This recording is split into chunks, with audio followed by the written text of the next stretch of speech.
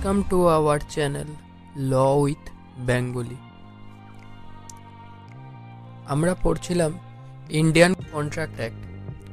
Indian contract অ্যাক্টের কিন্তু এই তিনটে কোশ্চেন যেটা তোমরা স্ক্রিনে দেখতে পাচ্ছ, ওজারিং কন্ট্রাক্ট, কন্টিনজেন্ট কন্ট্রাক্ট এবং কোয়াসি কন্ট্রাক্ট, এই তিনটে কোশ্চেনের মধ্যে একটা কোশ্চেন কিন্তু তোমাদের এক্সামে আসবেই 10 বা 20 মার্কসের ক্ষেত্রে। তো আজকে আমরা পড়বো wagering contract, contingent contract, quasi contract, আমরা পরের দুটি ভিডিওতে পড়ব।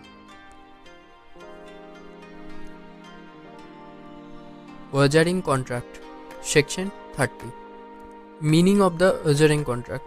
Section 30 provide that the agreement by the way of ojar is void.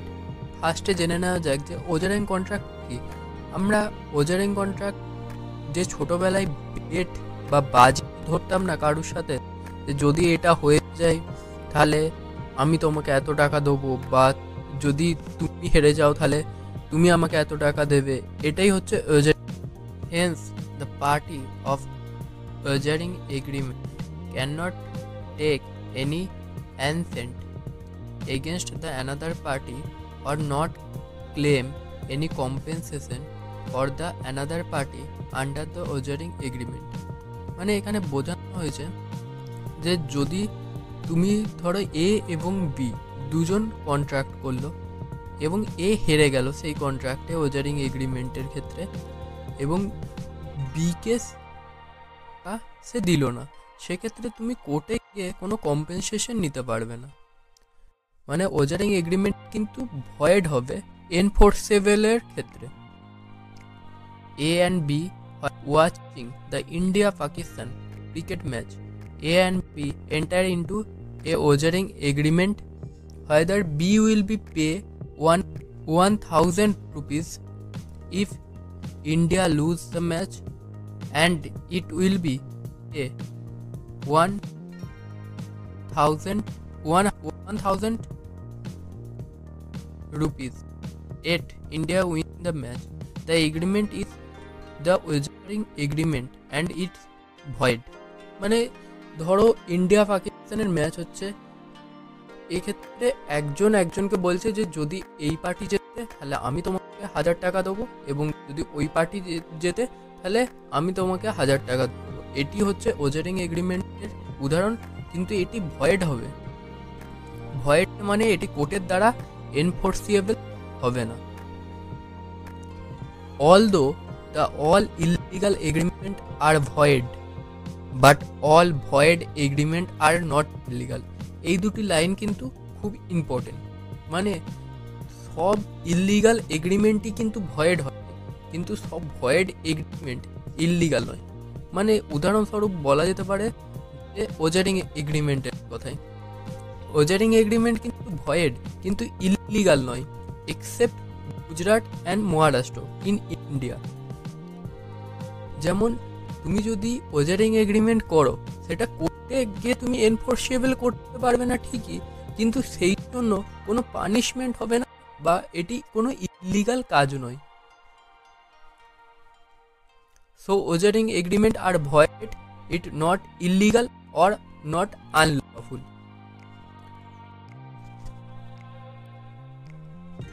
ঘেরুলাল Prakash versus Mahadeo Das.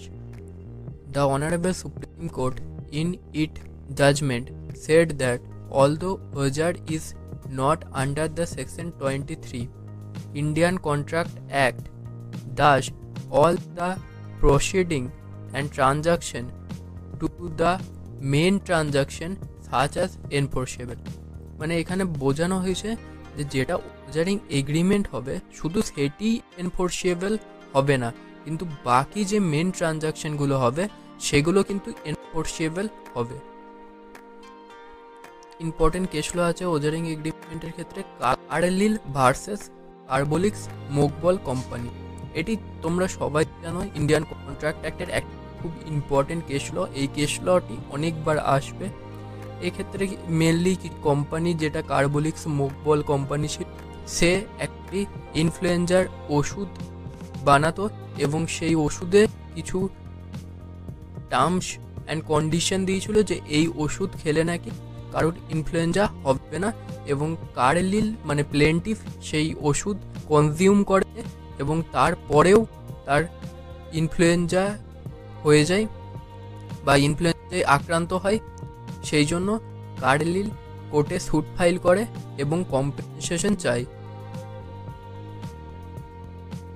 এক্ষেত্রে কার্বলিক স্মোক বল কোম্পানিও কিন্তু একটা রিওয়ার্ড রেখেছিল, যদি তার ওষুধ কনজিউম করার পরেও কারো ইনফ্লুয়েঞ্জা হয় তাহলে সে তাকে একটা রিওয়ার্ড দেবে। সেটি কিন্তু কার্বলিক স্মোক বল আগে থেকেই ঘোষণা করেছিল এবং সেই রিওয়ার্ড ক্লেম করেছিল কার্লিল মানে প্লেন্টিফ এক্ষেত্রে, এবং প্লেন্টিফ সেই কেসটি জিতে গিয়েছিল।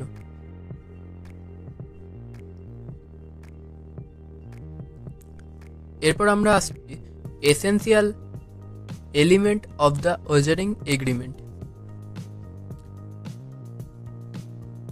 First, uncertain event. সেকেন্ড হচ্ছে mutual chance of gain or loss. Third হচ্ছে neither party should have any interest except winning or losing. Neither party have any control over the event.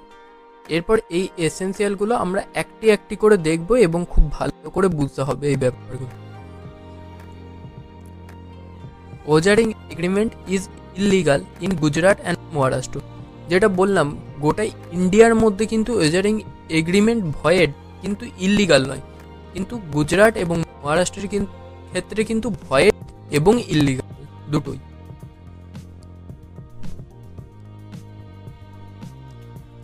Uncertain event. The performance must depend on uncertain event.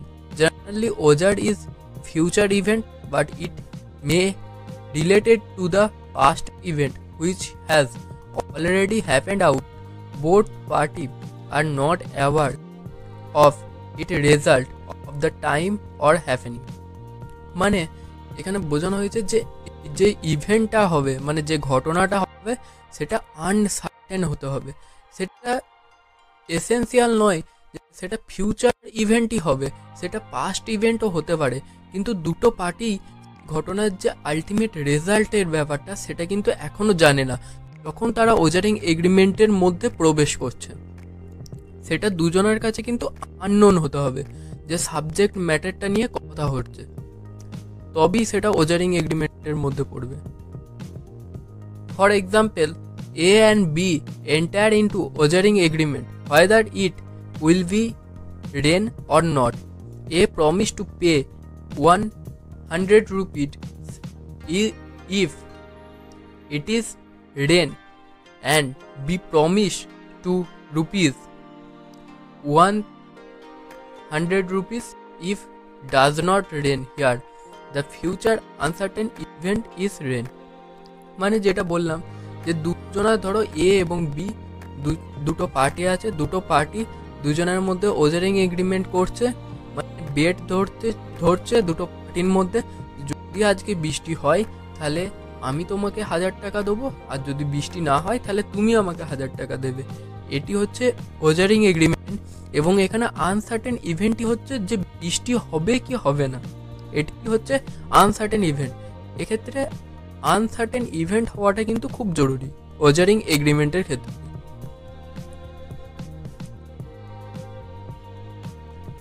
Second essential জিনিস হচ্ছে mutual chance or gain or loss. Upon the determination of the completed event each party should have mutual chance of winning or losing. Circumstance are such that party can only win and can lose. If lose, then it will not qualify to be ojared. মানে যে ওজারিং এগ্রিমেন্টটা হবে সেখানে দুটো পার্টির কিন্তু জেতার সম্ভাবনা সমান সমান থাকতে হবে। এরকম নয় যে এই জিতে যাবে বা বি জিতে যাবে। যেমন এক্সাম্পলে বললাম যে বৃষ্টি হওয়ার ঘটনা, এটা কিন্তু অ্যাক্ট অফ গডের মধ্যে পড়ে, এটা কিন্তু হিউম্যান কন্ট্রোলের মধ্যে নয়, এটি ওজারিং এগ্রিমেন্টের মধ্যে পড়বে। কিন্তু যেটা দুটো পার্টির মধ্যে কন্ট্রোল আছে সেটা কিন্তু ওজারিং এগ্রিমেন্টের মধ্যে পড়বে না, এবং দুজনের মধ্যে ইকুয়াল অপরচুনিটি থাকতে হবে জেতা বা হারার ক্ষেত্রে।